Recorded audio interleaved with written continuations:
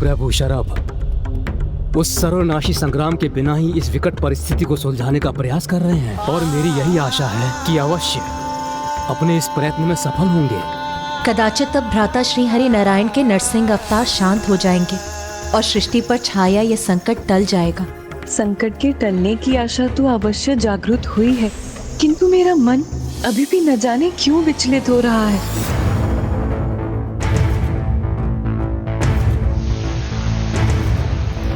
अहंकार हिरण्यकश्यप खुद पे जब हुआ तो विष्णु जी ने एक नया अवतार लेने को कहा। फिर प्रभु शरभ के हाथ के एकमात्र स्पर्श से प्रभु नरसिंह शांत हो रहे। अब शीघ्र प्रभु नरसिंह के शांत होते ही हमारी समस्त चिंताएं दूर हो जाएंगी।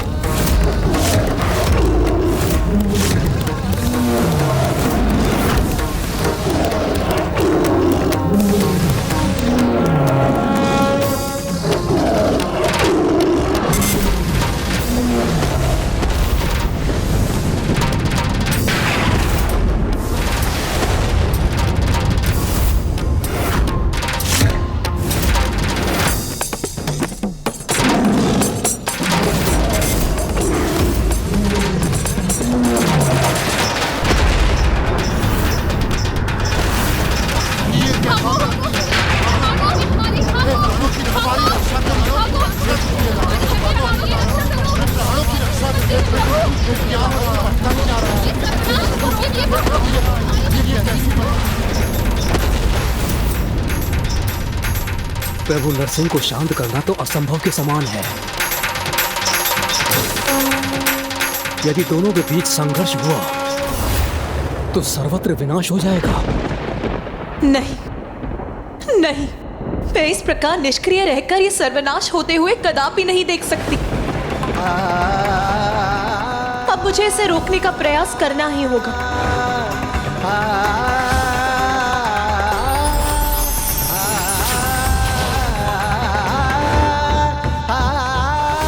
किंतु लंकेश, माँ ऐसा क्या करने वाली थी? उन्होंने ऐसा क्या किया होगा ये तो आपको अवश्य ज्ञात होगा गौरी पुत्र। उन्होंने उसी क्षण अपने पूजा स्थल जाकर प्रभु महागणाधिपति जी की पूजा आरंभ कर दी।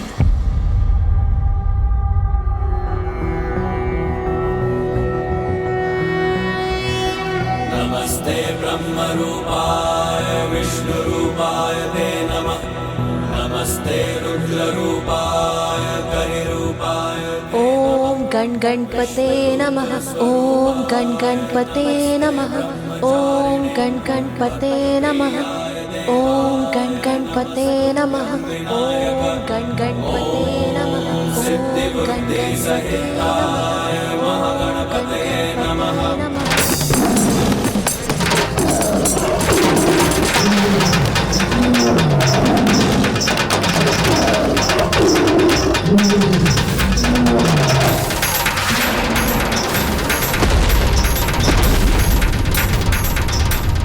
अब तो स्थिति और भी अधिक विकट होती जा रही है।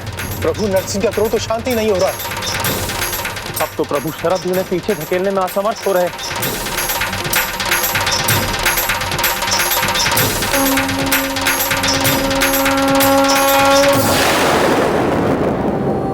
सिद्धि बुद्धि सहिताय महागणपतये नमः।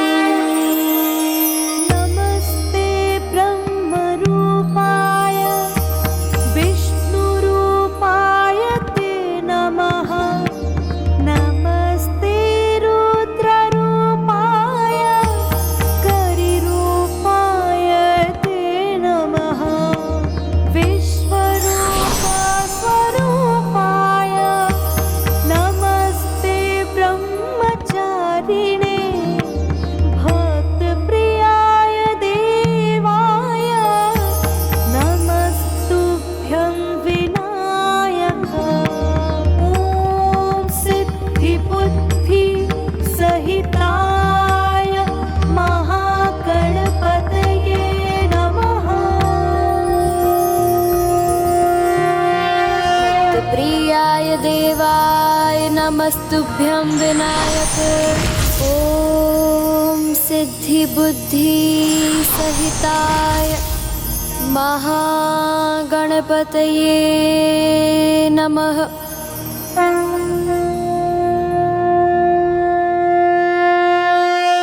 हे प्रभु महागणाधिपति जी, भ्राता नारायण और स्वामी दोनों ही अपने विराट और उग्र रूप में एक दूसरे के सम्मुख हैं। स्वामी ने शांति से इस स्थिति को सुलझाने का प्रयास भी किया, किंतु अब यह आभास हो रहा है कि इन दोनों के मध्य के संघर्ष को रोक पाना असंभव है प्रभु। और यदि ये संघर्ष हुआ तो ये समस्त सृष्टि के सर्वनाश का कारण बनेगा। इसीलिए यदि स्वामी अपने प्रभु शर्भ अवतार में भ्राता श्री हरि नारायण के प्रभु नरसिंह अवतार को रोकने में सफल हो भी गए तो भी सृष्टि में कुछ भी शेष नहीं रह जाएगा। इसीलिए प्रभु मुझे इस महासंकट से मुक्ति का कोई उचित सुझाव सुझाइए। हे जगत जननी, इस स्थिति में तो अन्य किसी के भी प्रयासों का सार्थक होना अत्यंत कठिन है, किंतु हाँ, एक उपाय अवश्य है जिससे प्रभु नरसिंह का क्रोध शांत होना संभव है। वो उपाय क्या है प्रभु?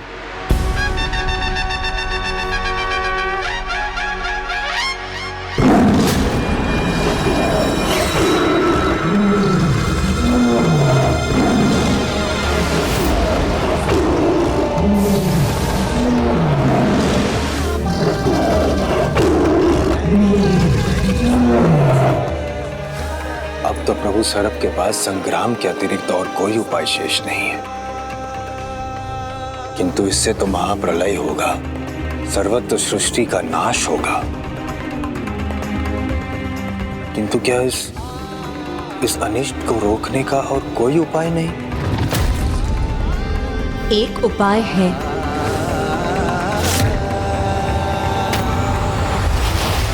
अब इस महासंघर्ष को रोकने का एक ही उपाय है जो प्रभु महागणाधिपति ने प्रभु नरसिंह को रोकने हेतु मुझे सुझाया है, और ये उपाय है चंदन।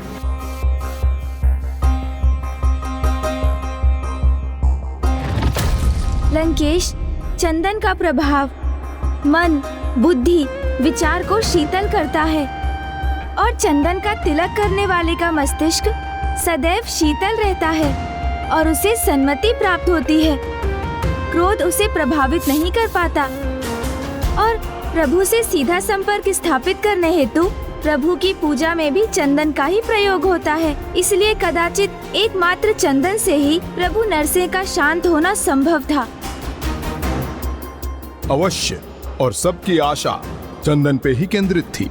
तत्पश्चात सभी देवता तत्काल जाकर चंदन एकत्रित कर शीघ्र ही उसके लेप के पात्रों के साथ पहुँचे। तो क्या सभी देवगण श्री हरि नारायण के नरसिंह अवतार को चंदन लेप के द्वारा शांत कर पाने में समर्थ हो गए थे लंकेश? योजना तो कुछ ऐसी ही थी गौरी पुत्र, किंतु श्री हरि नारायण के नरसिंह अवतार से निकलने वाली अपार ऊर्जा इस कार्य में बाधक बन रही थी।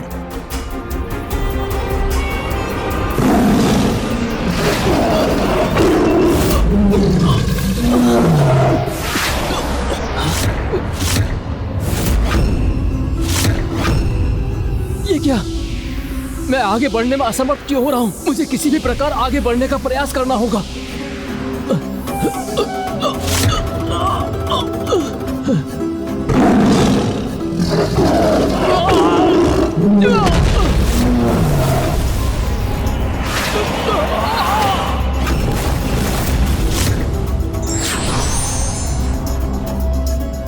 अग्निदेव चंदन का लेप स्वामी तक पहुंचाने में असमर्थ हो गए।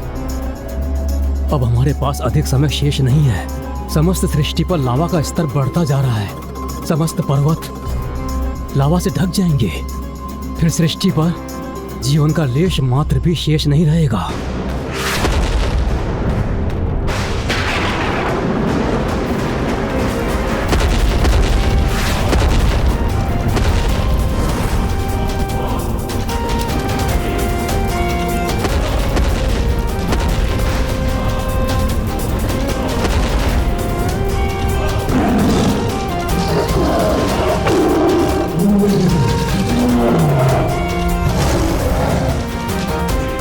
तो शीघ्र इनके ऊर्जा मंडल भी एक दूसरे से टकराने वाले हैं। तो क्या चंदन लेप को प्रभु नरसिंह तक पहुंचाने का कोई अन्य उपाय नहीं है स्वामी?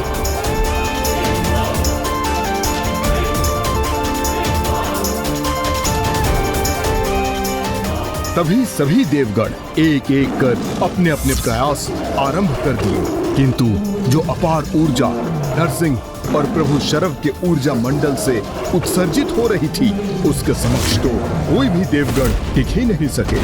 स्थिति अति जटिल थी गौरी नंदन, परंतु मात्र देवराज इंद्र ने अपना प्रयास नहीं छोड़ा था।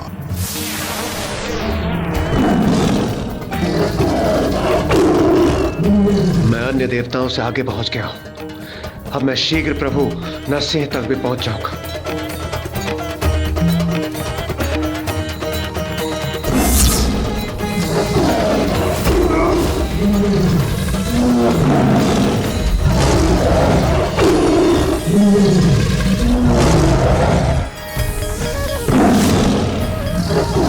प्रभु नरसिंह की ऊर्जा तो मुझे पीछे की ओर ढकेल रही है, किंतु मैं अपनी संपूर्ण शक्ति लगाकर प्रयास करूंगा।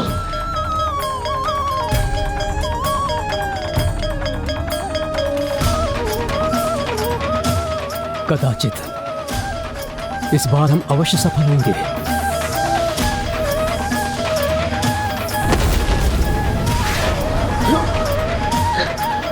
मैं भी इस ऊर्जा मंडल में प्रवेश करने में असफल हो गया।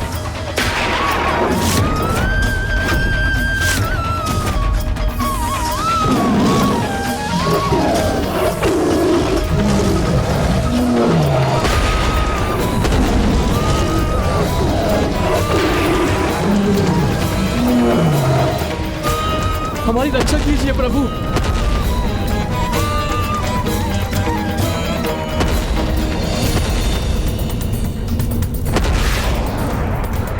कदाचित अब सृष्टि का विनाश होकर ही रहेगा।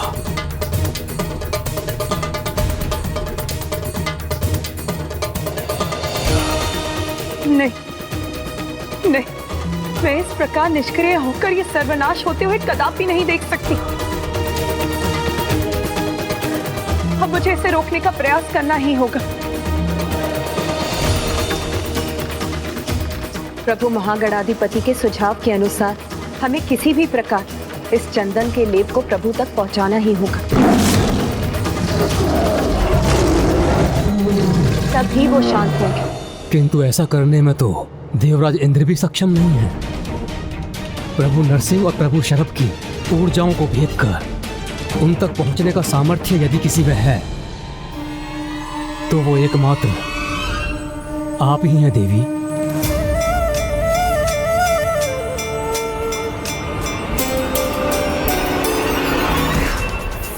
मुझे पुनः प्रयास करना होगा।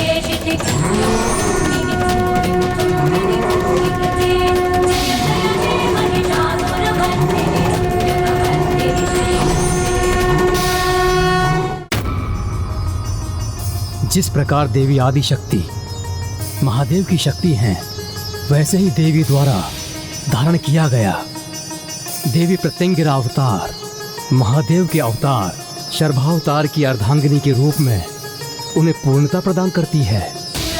देवी प्रत्यंगिरा के प्रकट होने के उपरांत जिस उद्देश्य से महादेव ने शर्भ अवतार लिया है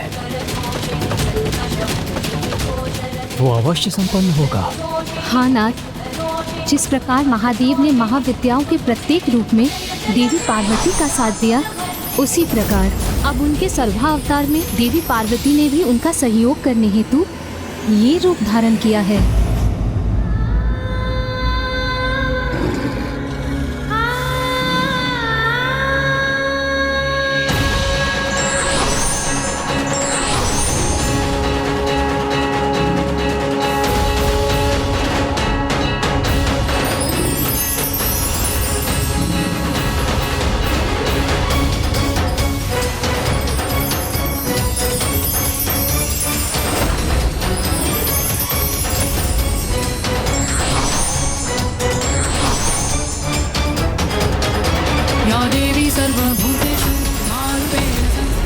अब इस चंदन को मैं शीघ्र प्रभु तक पहुंचा दूंगी।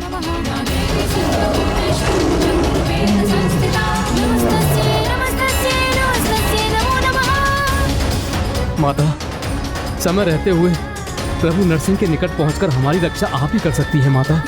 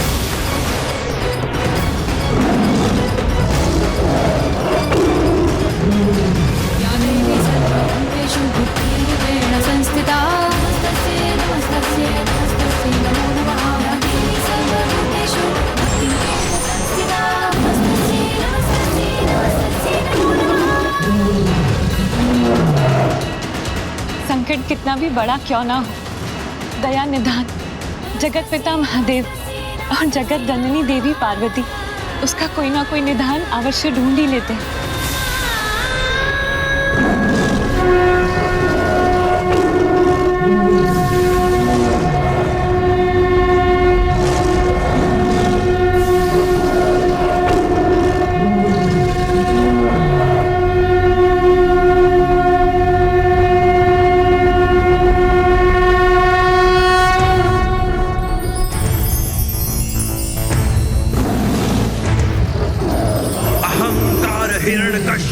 खुद पे जब हुआ तो विष्णु जी ने एक नया अवतार लेने को कहा।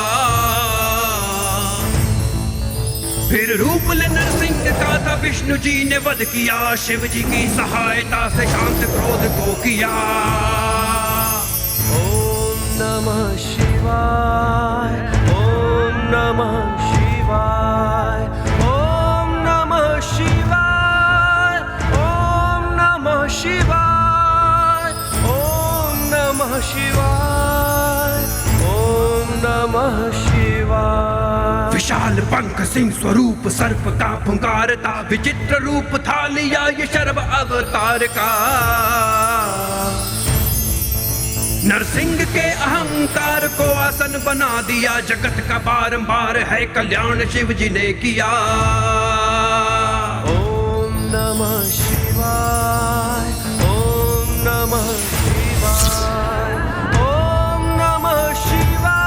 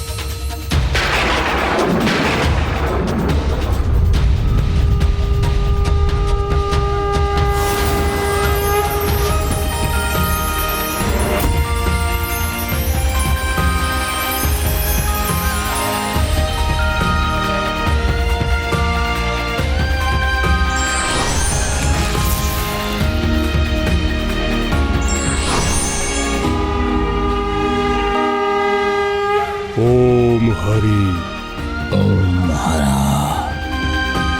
ओम हरा, ओम हरा, ओम हरा।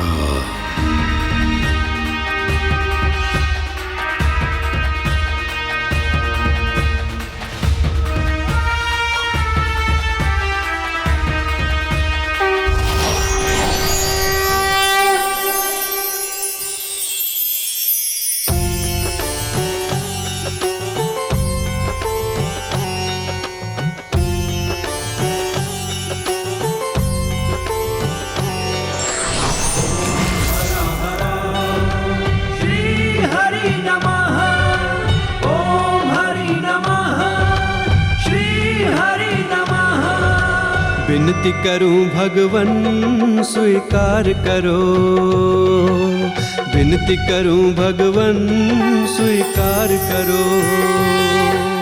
इस सृष्टि का तुम ही उद्धार करो, उद्धार करो।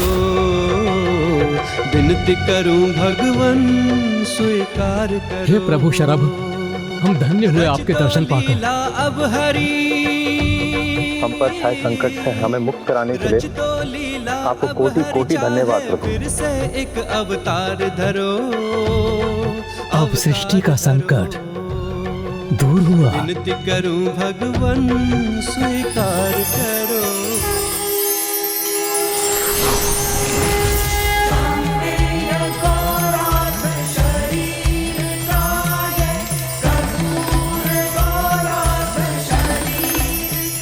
प्रभु नरसिंह की जय, प्रभु नरसिंह की जय, प्रभु नरसिंह की जय, प्रभु शरभ की जय, प्रभु शरभ की जय, माता प्रत्यंगिरा की जय, माता प्रत्यंगिरा की जय।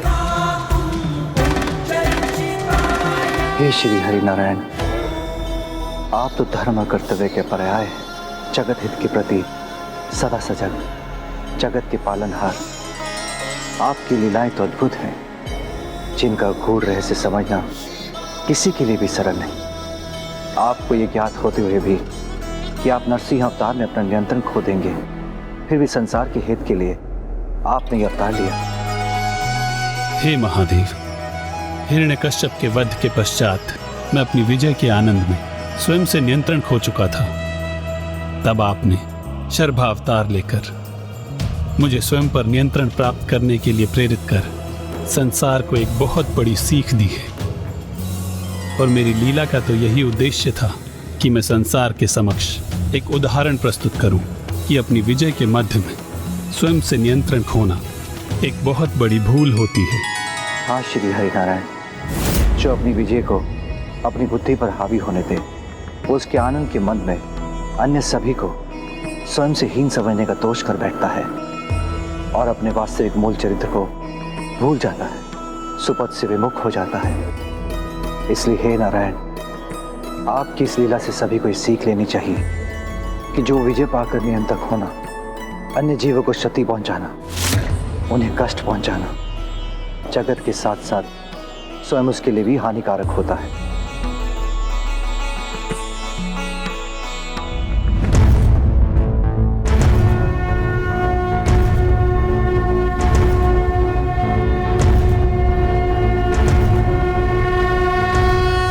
इस प्रकार प्रभु शिव शंकर शंभू ने आपके मामा जी श्री हरि नारायण को सीख देने के साथ साथ संसार के समक्ष विजयी होने के उपरांत कैसा व्यवहार करना चाहिए, इसका एक अत्यंत महत्वपूर्ण जीवन सूत्र प्रकट किया। लंकेश, वो सीख मामा जी श्री हरि नारायण के लिए नहीं थी, अपितु दोनों महादेव एवं श्री हरि नारायण ने इस लीला से जगत को एक बहुत बड़ी सीख दी कि विजय होने के अहंकार को स्वयं पर कभी हावी नहीं होने देना चाहिए। किंतु गौरी पुत्र, क्या श्री हरि नारायण का जगत के पालनहार कहलाना उचित है? स्वयं पर नियंत्रण रखने में अक्षम थे वो, और यदि मेरे प्रभु महादेव शिव शंकर शंभू उन्हें ना संभालते तो वो तो समस्त जगत को ही नष्ट कर देते। मेरे प्रभु देवों के देव महादेव हैं और नारायण मात्र एक नारायण ही है। जब अहंकार से उत्पन्न अज्ञानता किसी की बुद्धि पर छाती है, तो लंकेश जैसा महाज्ञानी भी उस सत्य को समझने में असमर्थ हो जाता है जो उसकी दृष्टि के समक्ष होता है। प्रभु हरिहरा एक ही हैं, ये सरल रहस्य भी समझ नहीं पा रहे हैं लंकेश।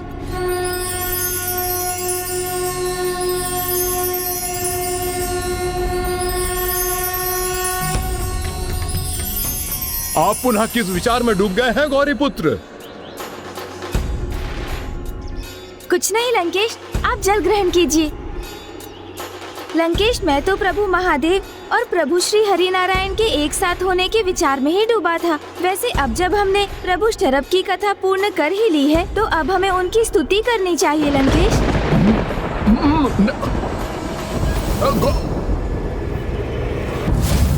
मैं किसी प्रकार प्रभु वीरभद्र और प्रभु भैरव से सुरक्षित रहा, किंतु यदि प्रभु शरभ आत्मलिंग मेरे हाथ में देखकर कुपित हो गए तो फिर मैं अपनी रक्षा कैसे सुनिश्चित करूंगा?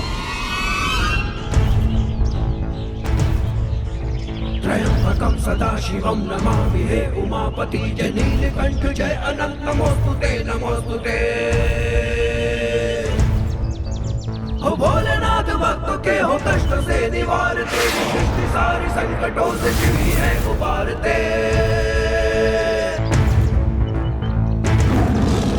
विशाल पंख सिंह स्वरूप सर्प का पुकार था, विचित्र रूप था लिया ये शर्व अवतार का। नरसिंह के अहंकार को आसन बना दिया, जगत का बारंबार है कल्याण शिव जी ने किया। ओम नमः शिवाय, ओम नमः शिवाय, ओम नमः शिवाय, ओम नमः शिवाय।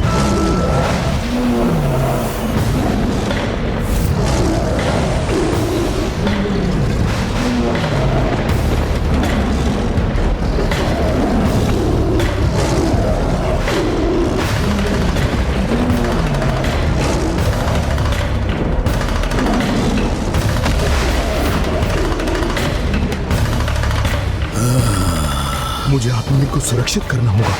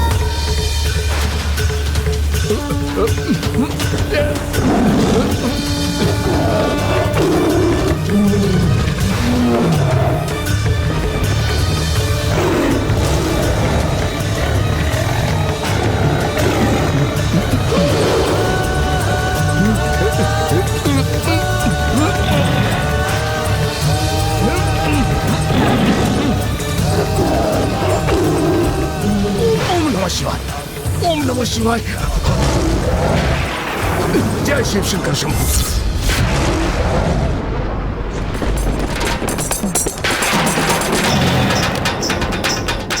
जिन प्रभु शरभ ने स्वयं प्रभु नारायण को रोकने में सफलता प्राप्त की, उन्हें लंकेश को दंडित करने से भला कौन रोक सकता है?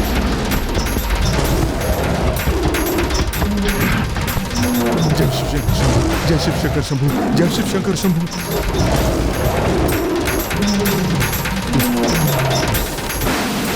ये तो मेरे पीछे ही पड़ गए।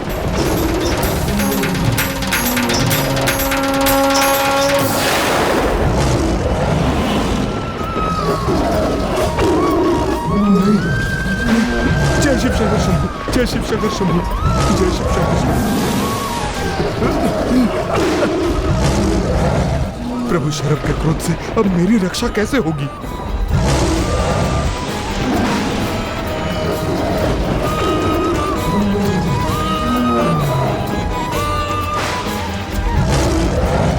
जिनके पंख के स्पंदन मात्र से संपूर्ण ब्रह्मांड अस्थिर हो गया था, समस्त ग्रह दिशा विहीन होकर अपने नियत स्थानों से भटक गए थे। जिनके पंजे की शक्ति से तो प्रभु नरसिंह भी पार नहीं पा सके थे, उन महाशक्तिशाली प्रभु शरभ के प्रहार से लंकेश स्वयं को कैसे सुरक्षित करेंगे?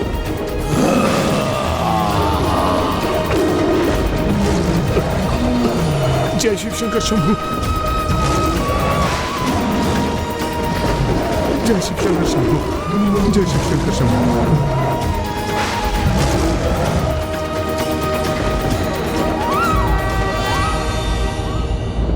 कभी भी विजयी को मन एवं बुद्धि पर हावी नहीं होने देना चाहिए, अन्यथा इसके परिणाम विपरीत ही निकलते हैं।